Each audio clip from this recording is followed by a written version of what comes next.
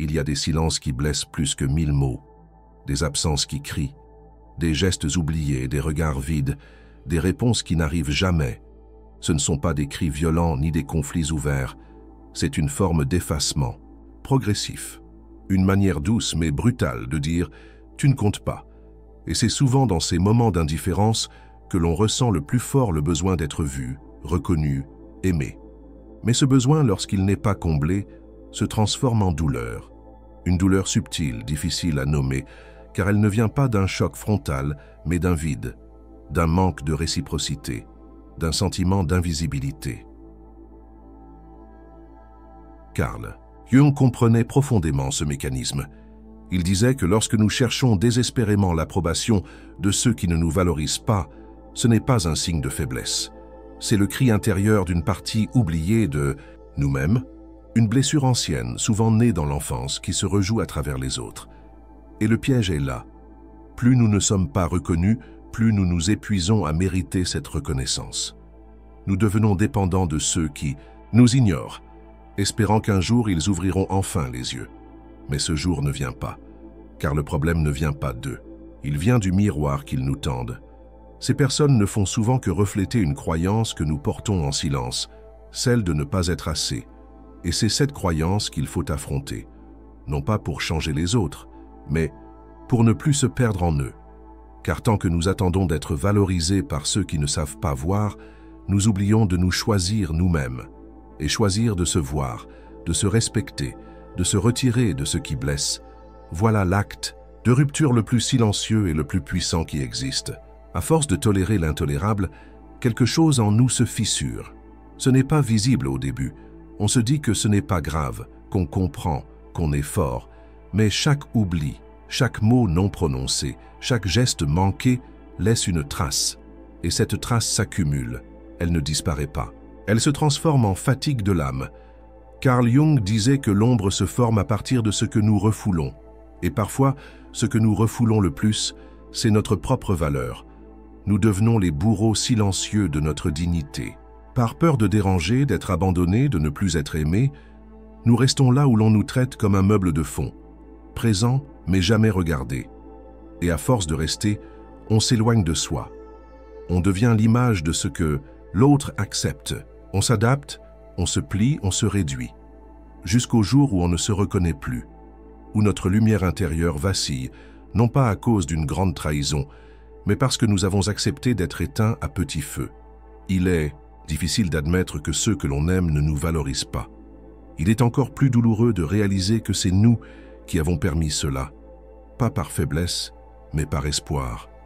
Un espoir immense, presque noble, que l'amour puisse guérir, que la patience puisse éclairer l'autre. Mais certains ne voient que ce qu'ils veulent voir. Et ce qu'ils ne valorisent pas, ils finissent par le piétiner. Sortir de ce cycle demande du courage.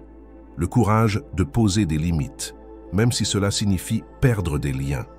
Le courage de se choisir, même si l'on reste seul un moment.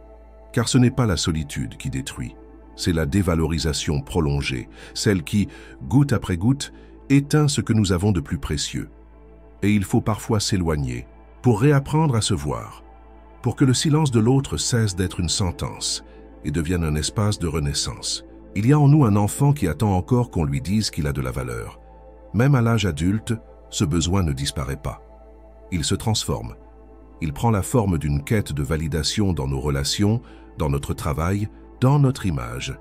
Et tant que ce besoin reste inconscient, il devient un piège, un poison lent. Carl Jung expliquait que nous projetons sur les autres les parts de nous-mêmes que nous ne connaissons pas. Quand nous cherchons désespérément la reconnaissance, ce n'est pas vraiment l'autre que nous voulons convaincre, c'est nous-mêmes. Mais nous n'avons pas encore trouvé comment nous offrir ce regard, cette approbation intérieure. Alors nous la quémandons à l'extérieur. Et ceux qui ne nous valorisent pas deviennent, paradoxalement, ceux que nous poursuivons le plus. Car nous croyons au fond que leur validation réparerait quelque chose en nous. Comme si être vu par celui qui nous ignore prouvait enfin que nous en sommes dignes. C'est un mécanisme cruel et profondément humain, mais il est aussi destructeur, car plus nous courons après cette reconnaissance, plus nous nous éloignons de notre centre. Nous adaptons nos mots, nos choix, nos silences, pour plaire.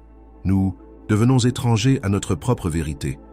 Et pire encore, nous donnons à l'autre le pouvoir de définir notre valeur.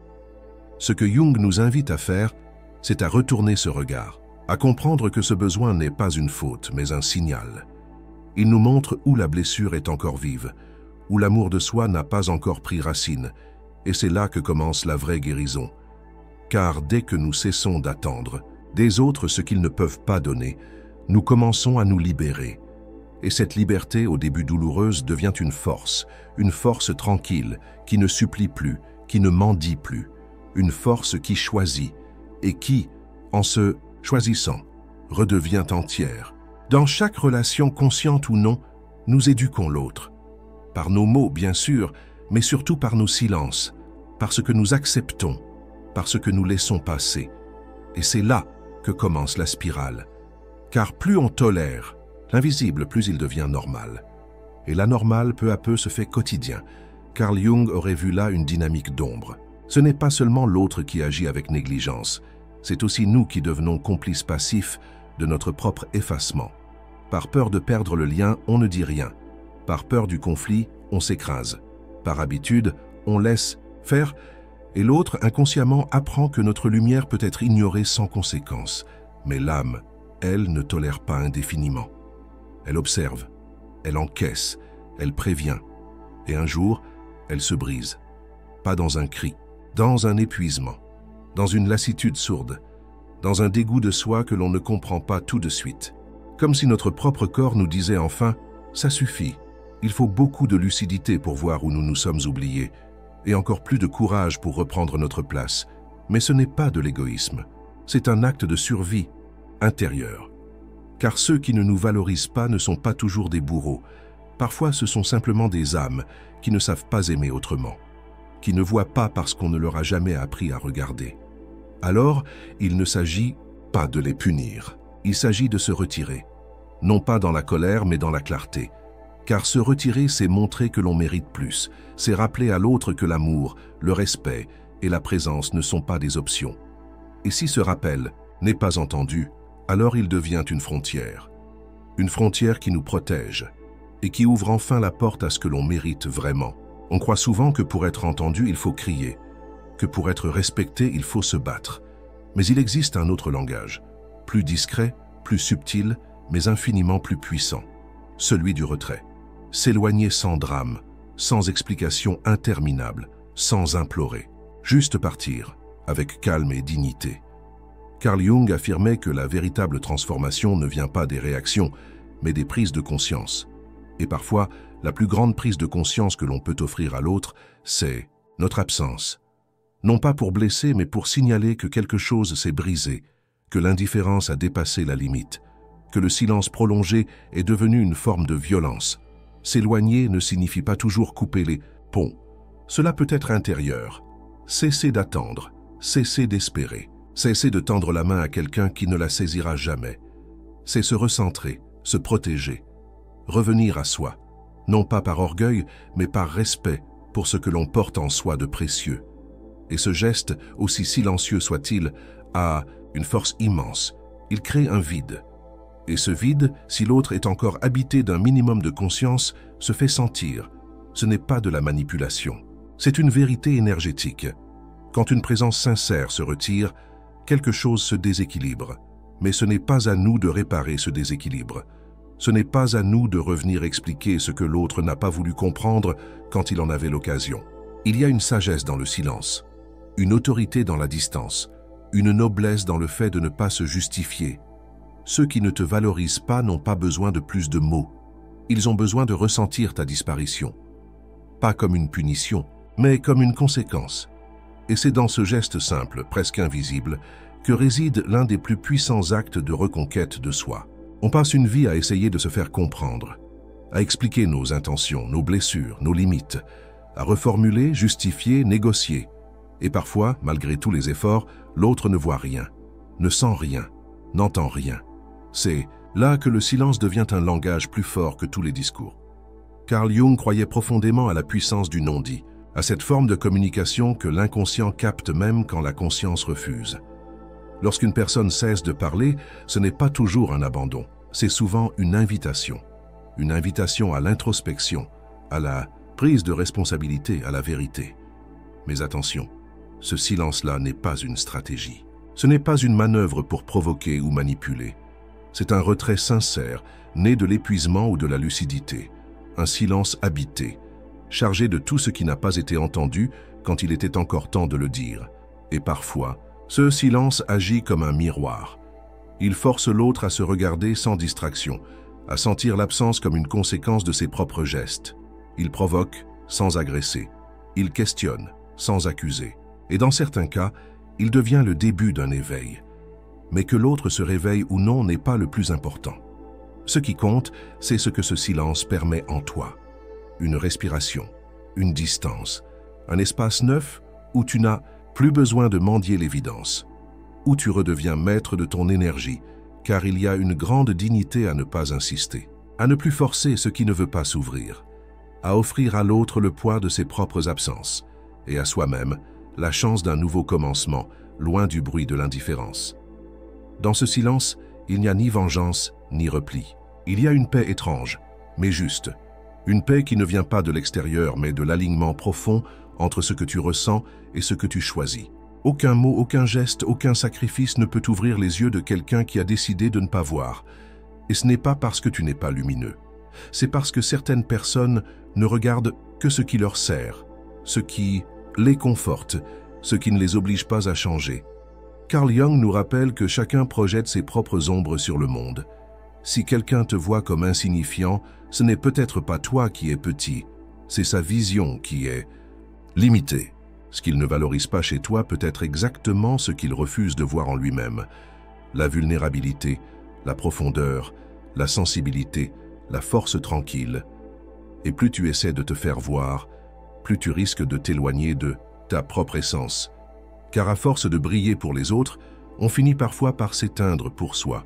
On devient lumière de secours pour ceux qui ne cherchent pas à éclairer quoi que ce soit, mais seulement à ne pas rester seul dans l'obscurité.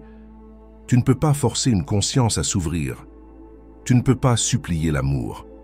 Tu ne peux pas te rétrécir indéfiniment dans l'espoir d'être enfin reconnu. Ce que tu peux faire, en revanche, c'est te tenir droit dans ta lumière. Même si personne ne la célèbre, même si elle dérange, même si elle attire le silence au lieu de l'admiration. Car ta valeur ne dépend pas de l'écho qu'elle provoque chez les autres. Elle est intrinsèque, silencieuse, inaltérable. Et ceux qui la verront, vraiment, le feront sans que tu aies besoin de t'expliquer. Ils reconnaîtront en toi ce que leur âme reconnaît en elle-même. Ce sera fluide, naturel, paisible. En attendant, protège ta lumière. Ne la gaspille pas pour éclairer des cœurs fermés. Garde-la pour les chemins qui s'ouvrent, pour les âmes qui avancent, et surtout pour toi-même. Car la première reconnaissance qui guérit, c'est celle que tu t'accordes enfin. On nous a appris à craindre la solitude, comme si être seul était un signe d'échec, de rejet ou de vide. Alors on s'accroche à des relations tièdes, à des regards absents, à des dialogues à sens unique, et on finit par se convaincre que c'est mieux que rien. Mais ce mieux que rien est souvent bien pire que le silence. Carl Jung disait que l'individuation, le processus d'éveil de l'être profond, passe nécessairement par des moments de retrait. Ce sont des périodes où l'on cesse de se diluer dans les autres pour se retrouver soi-même, où l'on comprend que se perdre dans une relation où l'on n'est pas vu revient à abandonner son âme. Il y a une solitude qui pèse, bien sûr, mais il y a une autre solitude, plus rare, plus noble, celle que l'on choisit quand on refuse de continuer à se réduire pour rester dans un lien. Cette solitude-là n'est pas un vide, c'est un espace sacré, un espace de reconnexion, de reconstruction, d'élargissement intérieur. Tu ne seras jamais en paix dans un endroit où tu dois constamment prouver ta valeur. Tu ne seras jamais libre là où tu marches sur des œufs pour être aimé. Tu ne pourras jamais t'épanouir là où l'on te préfère petit, discret, éteint. Il faut parfois avoir le courage de quitter la chaleur d'une présence pour retrouver la lumière d'une vérité, même si cette vérité te laisse seul un temps, même si elle fait mal au début. Car il vaut mieux une solitude authentique qu'une relation qui te mutile en silence. Et cette solitude choisie devient un acte de foi. Foi en ta propre valeur. Foi en ce que la vie te prépare au-delà du connu. foi en ce que tu mérites vraiment. Ce n'est pas fuir, c'est te relever et apprendre enfin à marcher en pleine lumière, même si personne n'est encore là pour l'applaudir. Il y a des liens que l'on maintient non pas parce qu'ils nous nourrissent, mais parce qu'ils nous sont familiers. Des relations usées, mais confortables dans leur inconfort. Et l'on s'accroche par peur de regretter, par nostalgie, par habitude, sans voir que chaque attachement à ce qui ne nous reconnaît pas ferme la porte à ce qui pourrait vraiment nous accueillir. Carl Jung aurait vu là un phénomène d'attachement inconscient à la souffrance connue. Il disait que nous répétons ce que nous n'avons pas encore compris. Tant que nous restons dans des dynamiques où l'on ne nous valorise pas, c'est que quelque part en nous, une part attend encore que l'histoire se termine autrement. Mais l'histoire ne change pas tant que nous ne changeons pas de rôle. Et parfois, pour que le nouveau puisse entrer, l'ancien doit être quitté avec lucidité, pas dans la colère, dans la gratitude peut-être, ou dans la neutralité, mais avec clarté. Ce que tu retiens, même en silence, prend de la place, une place émotionnelle, énergétique, psychique. Et l'univers, lui, ne peut remplir que ce qui est disponible. Il ne peut déposer une relation juste là où règne encore une attente déçue, une blessure ouverte, un lien fantôme. Il ne s'agit pas d'oublier ou de renier, il s'agit de libérer, de reconnaître ce qui a été, ce que cela t'a appris, et de t'en détacher. Non pas pour punir, mais pour ouvrir un espace neuf, car ce que tu espères recevoir demain dépend de ce que tu acceptes de relâcher aujourd'hui. Et parfois, c'est dans ce geste invisible de lâcher prise que commence le vrai miracle. Celui d'être enfin prêt. Prêt à être aimé, sans avoir à lutter. Prêt à être vu sans devoir se transformer. Prêt à être choisi non pour ce que tu offres, mais pour ce que tu es, profondément, simplement, pleinement. Il y a des départs qui ressemblent à des chutes, des silences qui résonnent comme des adieux définitifs, des absences qui font vaciller toute la structure intérieure. Et pourtant, ce que tu vis comme une fin peut être, sans que tu le saches, le commencement d'un retour vers toi-même. Carl Jung nous rappelait que le vrai changement ne commence jamais dans le confort. Il naît du déséquilibre, du manque, de la confrontation avec ce que l'on refusait de voir. Et parmi les douleurs les plus révélatrices, il y a celle de ne pas être valorisé. Elle te force à regarder où tu t'es oublié, où tu t'es nié, où tu t'es offert sans retour. Mais si tu choisis de ne plus te trahir, alors quelque chose d'immense commence à bouger. Tu reprends ton axe, tu recules pour mieux te voir. Tu cesses d'attendre, non pas par lassitude, mais par amour, propre. Et c'est là, dans ce moment précis, que tu renais. Ce que tu laisses derrière toi n'est pas perdu. C'est un chapitre clos. Il a eu sa raison d'être. Il t'a formé, éveillé, éprouvé. Mais il ne définit pas ce que tu es. Ce que tu es ne dépend d'aucune reconnaissance extérieure. Ta valeur ne se mesure pas au silence des autres, mais à ta capacité de rester debout malgré lui. Et même si personne ne l'a encore dit, sache-le, ton retrait n'est pas une faiblesse, ton éloignement n'est pas une fuite. Ton choix de t'honorer, même seul, est un acte rare, un acte sacré. C'est le langage de l'âme qui cesse de négocier et commence à se révéler. Tu ne seras pas toujours compris. Mais tu n'as pas été créé pour être expliqué. Tu as été créé pour être vécu, ressenti, respecté. Et ceux qui sauront vraiment te voir ne te demanderont jamais de te diminuer pour les rassurer. Ceux-là ne te valoriseront pas avec des mots, mais avec leur regard, leur présence et leur silence, qui cette fois ne blessera plus, mais apaisera.